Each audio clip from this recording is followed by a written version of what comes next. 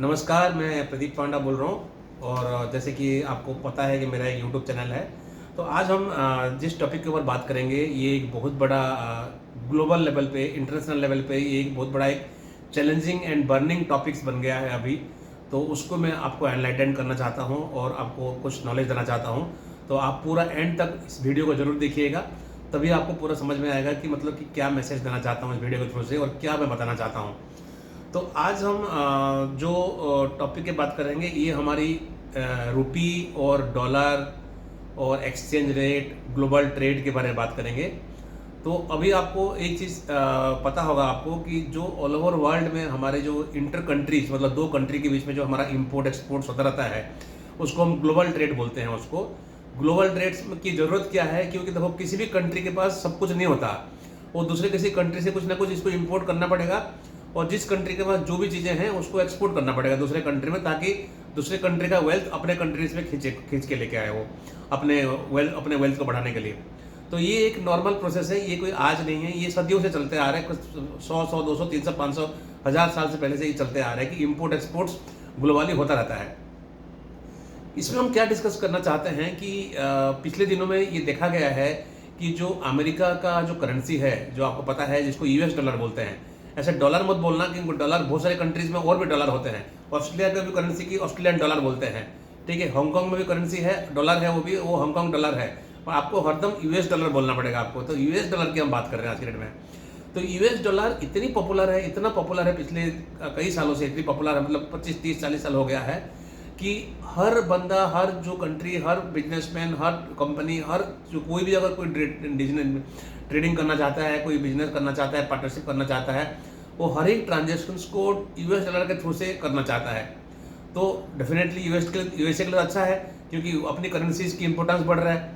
तो अगर सिचुएशन मान के चलोगे, अगर वो सिचुएशन अगर किसी दूसरे करेंसी के लिए होता तो डेफिनेटली उस कंट्री के लिए अच्छा होता। जैसे आज के डेट में अगर हमारे इंडियन रुपी के लिए अगर होता है इतनी क्रेज होता है, तो हर ऑल ओवर वर्ल्ड में हमारी करेंसीज को सब लोग डिमांड करते, तो हमारी करेंसीज की वैल्यू बढ़ता डेफिनेटली।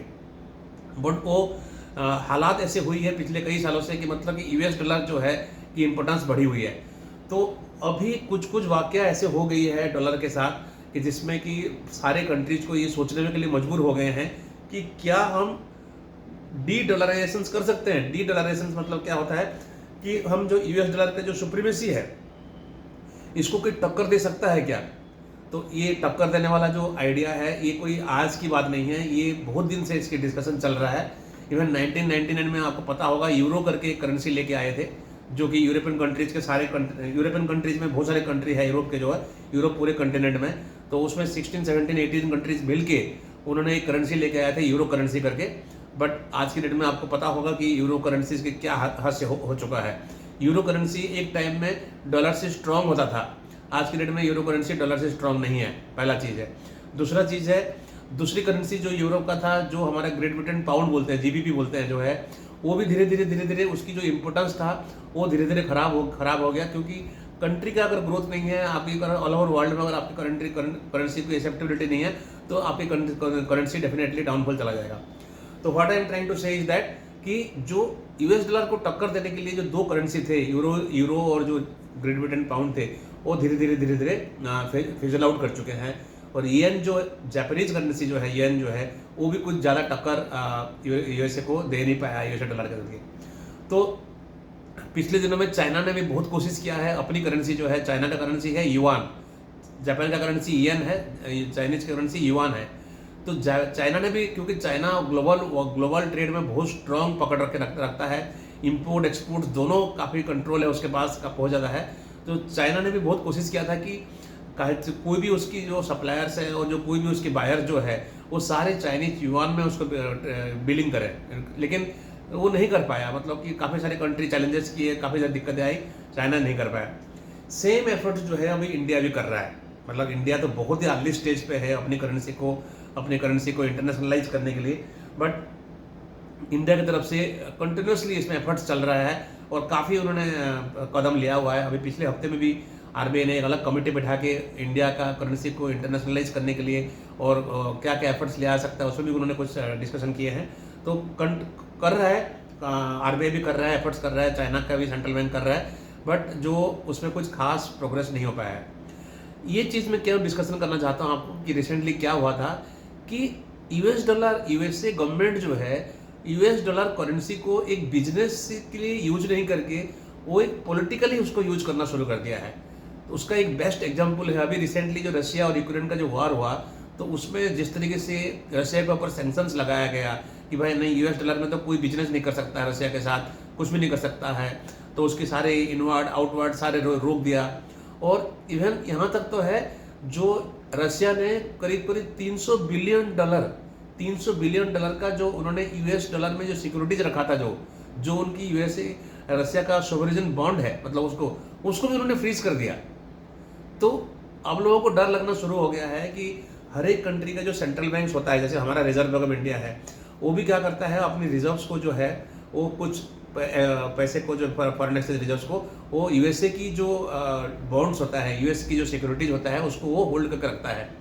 कहीं ऐसा ना हो कि कभी किसी चीज़ में अगर लड़ाई हो, किसी चीज़ में कोई डिस्प्यूट हो गया, किसी चीज़ में मनमुटाव हो गया, तो कहीं यूएसए जो है हमारे जितने सारी जो रिजर्व है उसको डिसेबल ना कर दे, उसको फ्रीज ना कर दे, जिस तरीके से उसने रशिया के लिए किया था। और वही चिंता जो मैंने आपको पॉइंट बताया, ये चिंता सिर्फ रशिया के लिए हुआ था, ये नहीं है, इंडिया के लिए भी है और चाइना के लिए भी है, बहुत सारे कंट्रीज के लिए है। तो वो लोगों ने धीरे धीरे क्या कर रहे हैं अभी कि यूएस डॉलर में जो सिक्योरिटीज में उन्होंने इन्वेस्टमेंट करके रखा था सारे सेंट्रल बैंक्स ने, उसको धीरे धीरे उसका परसेंटेज काफ़ी ड्रास्टिकली रिड्यूस हो गई है। और उन्होंने इसको रिप्लेस कैसे किया है, गोल्ड में रिप्लेस किया है, रादर सेंट्रल बैंक्स वगैरह ने गोल्ड में रिप्लेस किया है। तो हमारे लिए किसी भी कंट्री के लिए चैलेंजेस ये है कि क्या हम जो अपनी करेंसीज को इम्पोर्टेंस बढ़ाना है। तो अभी गवर्नमेंट ऑफ इंडिया ने रिसेंटली ट्राई किया है कि कुछ अनाउंसमेंट किया है कि बाहर जो है आरटीजीएस में जैसे पेमेंट हम इंडिया के अंदर करते हैं, बाहर की किसी कंट्रीज के साथ उसका टाई अप चल रहा है कि आरटीजीएस में पेमेंट करेंगे। उसके बाद फॉरेनर्स को भी आईएनआर में इंडियन रुपी में अकाउंट्स खोलने के लिए अलाउ किया है। इंडियन बैंक्स का जो बाहर ब्रांचेस जो है वो उसमें भी इंडियन रुपी का सर्विसेज वगैरह उन्होंने देना शुरू कर रहे हैं। और काफ़ी सारे एफर्ट्स इसमें हुआ है कि ताकि, लेकिन सबसे जो मेजर एफर्ट्स किया गया था अभी रिसेंटली किया गया था, जो मैंने अपने एक पुराने वीडियोज में बता चुका हूँ कि रशिया से जो ऑयल इंपोर्ट हमारा हो रहा है, जो जिसकी पेमेंट डॉलर में नहीं करना, हमको अलाउड ही नहीं है डॉलर में पेमेंट करना क्योंकि यूएसए ने सैंक्शंस लगा रखा है, तो उसको पेमेंट जो है हम इंडियन रुपये में करने के लिए एक स्ट्रक्चर बना रखा है। और उस सेम स्ट्रक्चर को दूसरे कंट्री के साथ भी रेप्लिकेट करने के लिए इंडिया कोशिश कर रहा है, क्यूबा के साथ, सूडान के साथ और ताजिकिस्तान के साथ, और भी कुछ कंट्रीज हैं जिसके साथ उस टाइप के अरेंजमेंट करने के लिए इंडिया कोशिश कर रहा है। लेकिन कुछ खास प्रोग्रेस नहीं हो पाया है इसमें।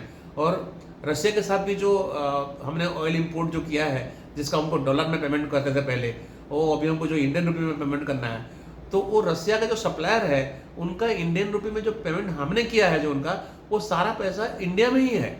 मतलब रशिया का एक बैंक का इंडिया में जो एक बैंक में अकाउंट खोला हुआ है, वो सारा पैसा इंडिया के पास है। तो उसका एक सेटलमेंट करने का एक मैकेनिज्म है, लेकिन उसमें क्या है कि गैप बहुत ज़्यादा हो गया।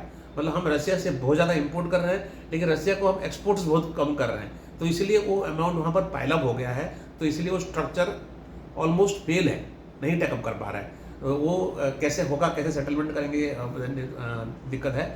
लेकिन जो मुद्दे की बात हम जो डिस्कशन करना चाहते हैं, यूएसए जो अपनी करेंसी को डिक्टेटरशिप के जैसे यूज कर रहा है, तो ये डी डॉलराइजेशन का लिए एक मुहिम शुरू हो गई है।